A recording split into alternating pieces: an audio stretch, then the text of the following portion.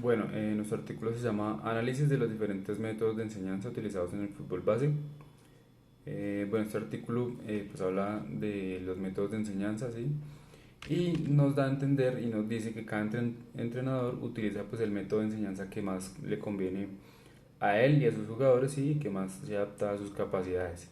Obviamente hay clubes donde pues hay que adaptarse al método que impone el club, ¿sí? Y pues esto es lo que se trabaja. Para este artículo utilizaron el método analítico, ¿sí? Que consiste en presentar pues, la tarea descompuesta o el ejercicio descompuesto, ¿sí? Son actividades aisladas al juego. El método global o integral, que consiste pues, ya en presentar situaciones más reales de juego, ¿sí? Y pues donde ya se combinan más los ejercicios. También existe el método mixto, que es la combinación entre el analítico y el globalizado, ¿sí? Y que ya se ejecutan de una manera totalmente diferente.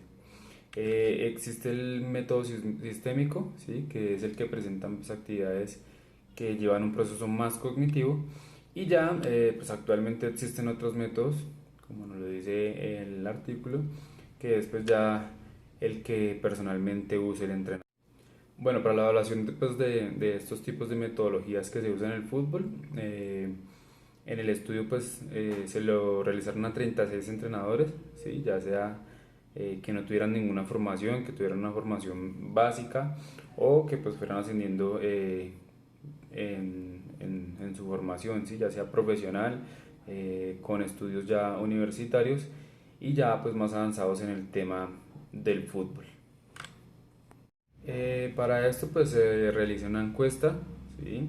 Que tuvo pues un aval autorizado, ¿sí? Donde se le hacían diferentes tipos de preguntas al entrenador, ¿sí? Donde qué equipo tenía, qué categoría, ¿sí? El género, la edad, los años de experiencia, la formación académica, la formación específica en fútbol y obviamente un apartado donde hablaba pues de la información ya adaptada en cuanto a fútbol, ¿sí? En cuanto a qué metodología y qué método usaba para la enseñanza del fútbol.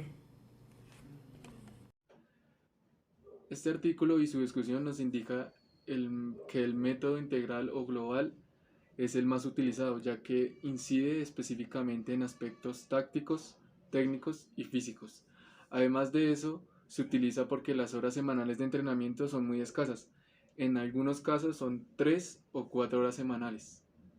De los resultados podemos hablar que indican que el método mixto, analítico e integral son los más conocidos y utilizados por parte de los entrenadores.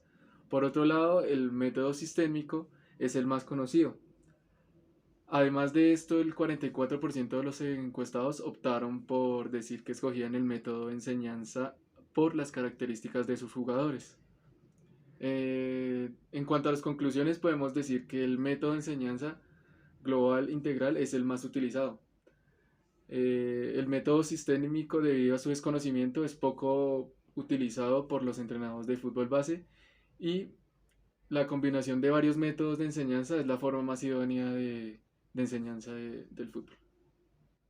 Desde mi punto de vista como estudiante de licenciatura en educación física, considero que el método de enseñar se debe elegir según las etapas de desarrollo en las que se encuentra el jugador de fútbol base y el que más se ajuste a él. Sin embargo, esto no siempre se puede ejecutar debido a que factores externos condicionan las técnicas a utilizar según ya sean factores físicos, económicos, laborales o de políticas de club, tal como se ve reflejado en las encuestas.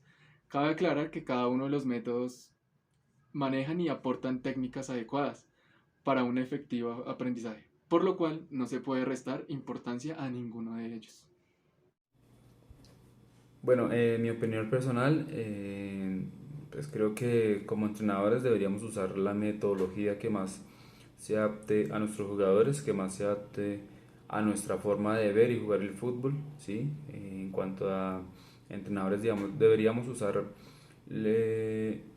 y sacarle provecho a las capacidades de nuestros jugadores, ¿sí? De esa manera deberíamos escoger pues la metodología para enseñarles, para darles una práctica de fútbol y que sea más ameno el proceso deportivo.